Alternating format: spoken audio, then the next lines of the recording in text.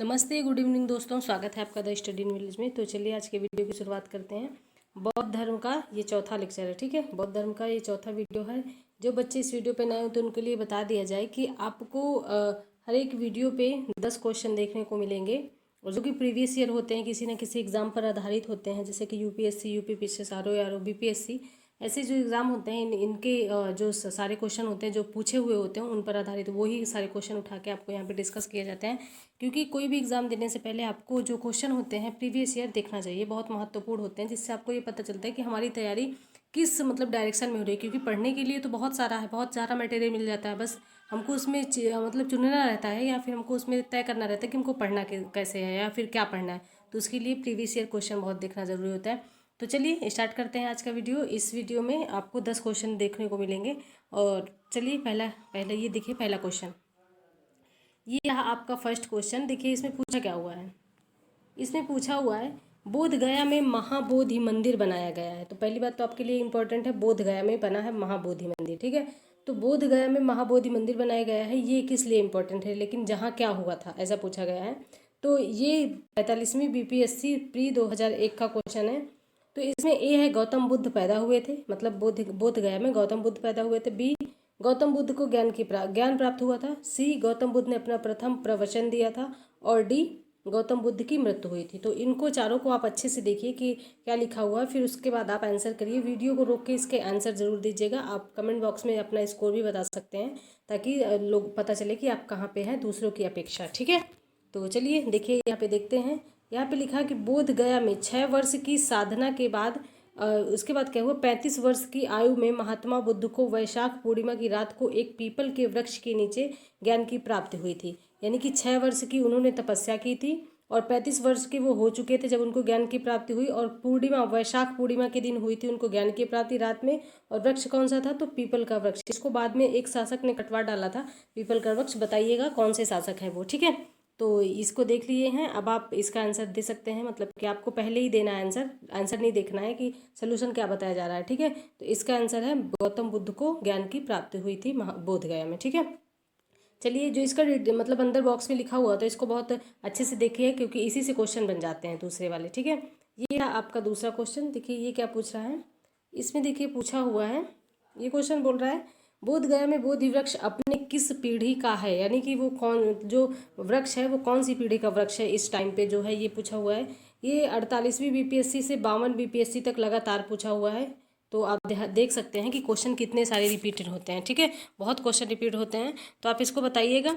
इसमें ऑप्शन है, देखिए इसमें है ऑप्शन ए तृतीय, बी चतुर्थ, सी पंचम और सक्षम। यानी कि कौन से नंबर का है, तीसरे नंबर, चौथे नंबर, पाँचवें नंबर और छठवें नंबर, ठीक है।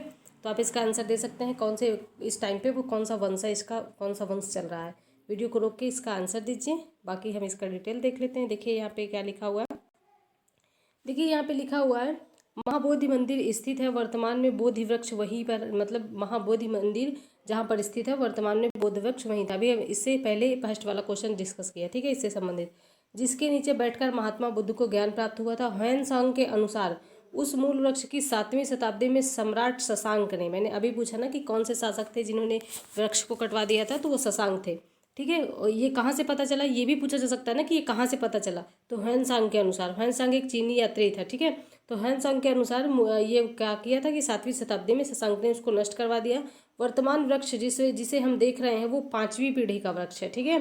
5वीं पीढ़ी का वृक्ष है जिसे अलेक्जेंडर कनिंघम ने लगवाया था। और यह वृक्ष पूरी तरह संरक्षित है और केवल इससे गिरी हुई पत्तियों को ही छूने, गिरी हुई पत्तियों को ही छूने एवं उठाने का अधिकार है।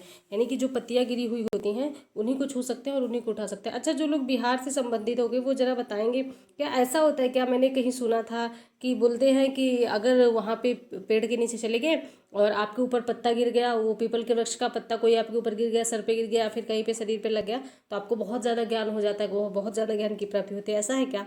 अगर आप बिहार से हैं तो ज़रूर बताएं कि ऐसा है क्या, ठीक है।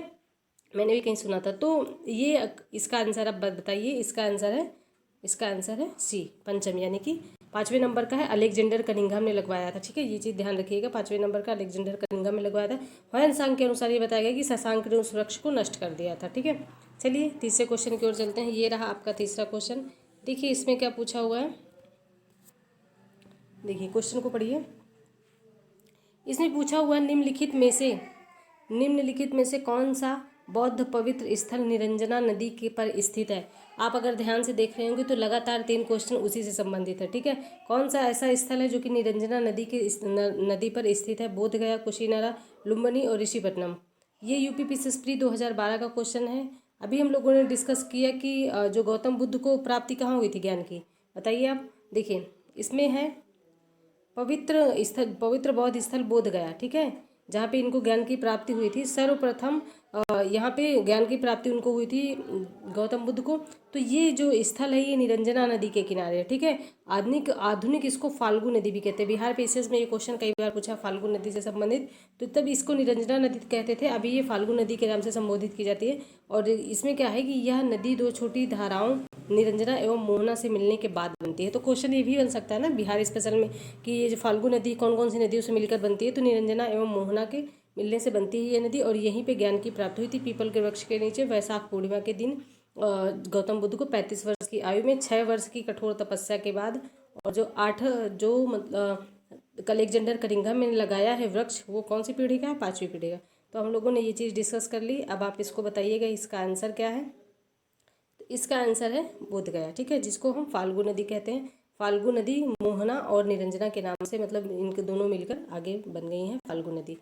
मतलब कि निरंजना और मोहना नदी मिलकर एक नदी का निर्माण करती है, इसको हम निरंजना या फाल्गु कहते हैं। उस टाइम पे इसको निरंजना कहते थे, वर्तमान में इसको फाल्गु कहते हैं।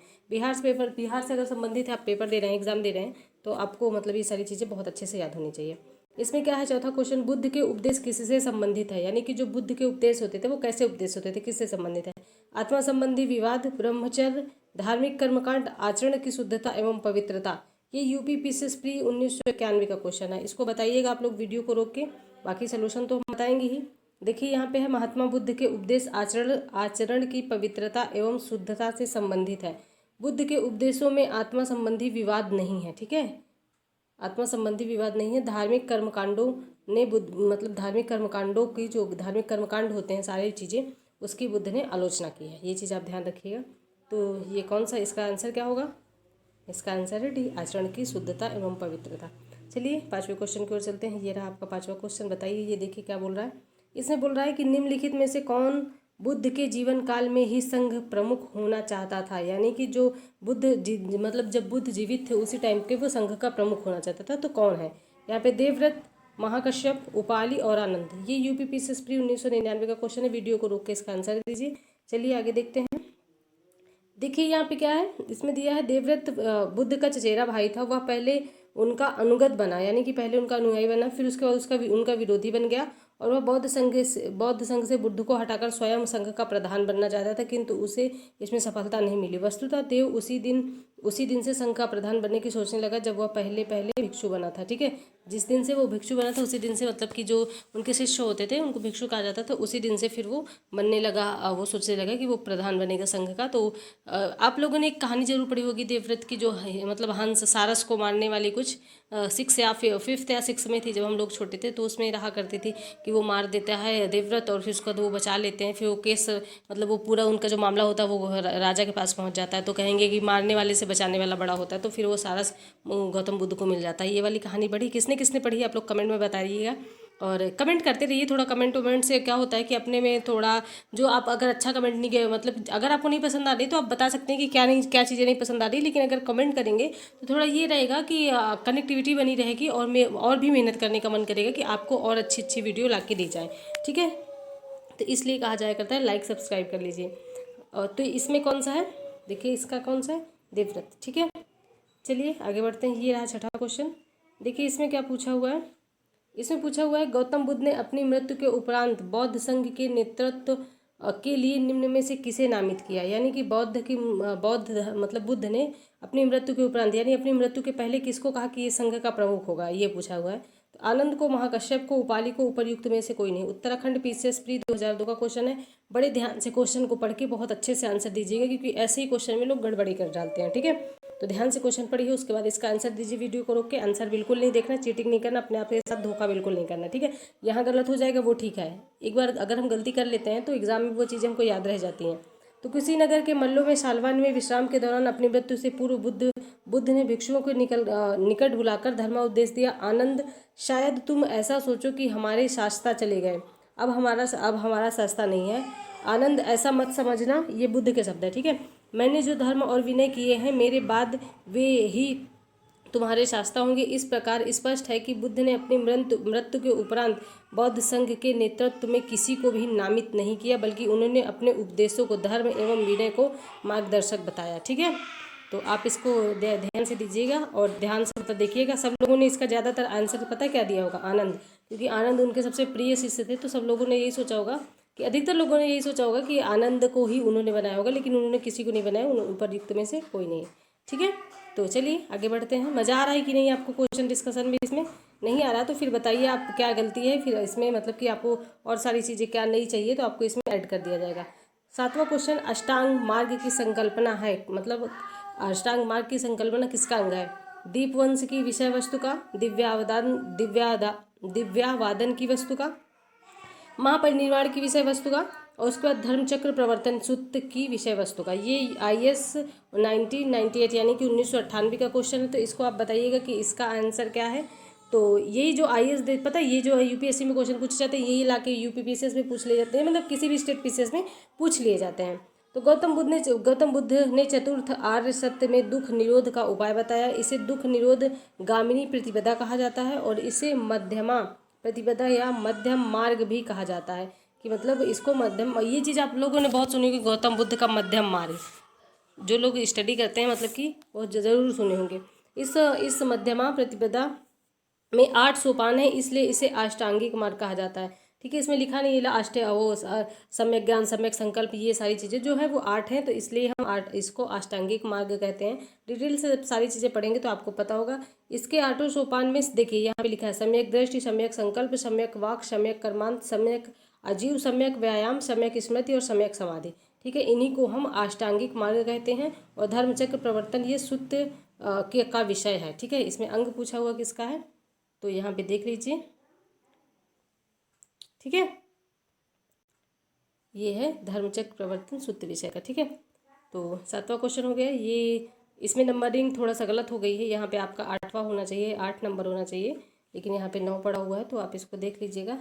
ये है 8, ठीक है। और आज 9 ही क्वेश्चन है, क्योंकि यहाँ पे 9 पड़ गया तो मुझे लगा था कि 10 ही क्वेश्चन हो चुके हैं, ठीक है। तो आज 9 क्वेश्चन है, सॉरी। यहाँ पे लिखा है देखिए, बौद्ध संघ में भिक्षुणी के रूप में स्त्रियों के प्रवेश की अनुमति बुद्ध द्वारा दी गई, यानी कि गौतम बुद्ध द्वारा कब बौद्ध धर्म में प्रवेश की अनुमति दी गई स्त्रियों की? पहले स्त्रियों का प्रवेश नहीं था, ठीक है। स्त्रियों का प्रवेश जब हुआ तो गौतम बुद्ध ने ये चीज़ कह दी कि अब ये बौद्ध धर्म, मतलब ये धर्म ज़्यादा दिन तक नहीं चलेगा। तो ये सारी चीज़ें कही गई। तो कहाँ पे इनका प्रवेश हुआ? सबसे पहले श्रावस्ती में, वैशाली में, राजगढ़ में, कुशीनगर में। ये UP PCS प्री 2010 का क्वेश्चन है, आप इसको अच्छे से देखिए, पढ़िए, फिर इसका आंसर दीजिए। देखिए यहाँ पे क्या है, अपने प्रिय शिष्य आनंद के कहने पर वैशाली में स्त्रियों को बौद्ध संघ में भिक्षुणी के रूप में प्रवेश की अनुमति प्रदान की गई। बौद्ध संघ में सर्वप्रथम शामिल होने वाली स्त्री महाप्रजापति गौतमी जी थी, जो उनकी मतलब देख रेख करती थी बचपन में गौतम बुद्ध की मौसी थी, ठीक है। सबसे पहले यही शामिल हुआ। ये क्वेश्चन भी कई बार मतलब किसी न किसी एग्जाम में पूछा हुआ है, तो आप इसको ध्यान से देखिएगा। और कहाँ पे शामिल हुआ? वैशाली में, ठीक है। चलिए, ये बिहार में है वैशाली। आगे बढ़ते हैं, तो इसका आंसर क्या होगा? इसका आंसर है B, वैशाली। चलिए आगे बढ़ते हैं। ये रहा आज का लास्ट क्वेश्चन। इसमें देखिए पूछा हुआ है, त्रिपिटक क्या है? त्रिपिटक क्या है? गांधी जी के 3 बंदर हैं, ब्रह्मा। देखिए अभी ये बौद्ध धर्म डिस्कस कर रहे हैं तो आपके लिए आसान होगा, लेकिन मतलब कि ये आंसर देना कि त्रिपिटक क्या है, तो बुद्ध के उपदेशों का संग्रह है, जाहिर सी बात आसान होगा। लेकिन ये जब सारे क्वेश्चनों के साथ कंबाइंड आएगा ना, तब कन्फ्यूजन क्रिएट होती है। तो अच्छे से देखिए, गांधी जी के 3 बंदर, ब्रह्मा विष्णु महेश है, महावीर के 3 नगीने हैं, उसके बुद्ध के उपदेशों का संग्रह है। ये UP लोअर सब प्री 2003 और 2004 में लगातार पूछा हुआ है, तो आप इसको ध्यान दीजिएगा। और ये क्या है? तो ये बुद्ध के उपदेशों का संग्रह है। देखिए यहाँ पे लिखा हुआ है, त्रिपिटक बौद्ध ग्रंथों में सर्वाधिक महत्वपूर्ण है। बुद्ध की मृत्यु के बाद उनकी शिक्षाओं का संकलित कर 3 भागों में बांटा गया। जो उनकी शिक्षाएं दी गई थी उसको इकट्ठा करके 3 भागों में बांट गया। इन्हीं को हम त्रिपिटक कहते हैं। ये है विनय पिटक, जिससे संघ संबंधी, देखिए इनको जरूर याद रख लीजिएगा, ये भी मैच करने के लिए आ जाते हैं कि विनय पिटक में क्या है, सुत्त पिटक में क्या है। तो ध्यान दीजिएगा, विनय पिटक में है संघ संबंधी विनय एवं आचार की शिक्षाएं। शुद्ध पिटक में है धार्मिक सिद्धांत और अभिधम्म पिटक में है दार्शनिक सिद्धांत। ठीक है, तो इसका आंसर क्या होगा? इसका आंसर है डी, बुद्ध के उपदेशों का संग्रह। तो आई होप आपको सारी चीज़ें समझ में आ गई होंगी। लेकिन अगर आपको फिर भी कुछ डाउट हो तो कमेंट बॉक्स में बता सकते हैं, और अगर कुछ सजेस्ट करना हो तो फिर भी कमेंट बॉक्स में बता सकते हैं। आपको वीडियो कैसा लगा, आपको सेशन कैसा लगा, ये भी कमेंट बॉक्स में बताइएगा। और ये बिहार से जो लोग हैं वो बताइएगा कि बिहार में ऐसा कुछ होता है क्या, ये क्वेश्चन मैंने पूछा है, तो आप उसको बताइएगा और अपना प्यार बनाए रखें। और अगर कुछ चीज़ें ऐड करवाना हो तो कमेंट बॉक्स में जरूर बताएं। चलिए ठीक है, मिलते हैं नेक्स्ट वीडियो में। धन्यवाद।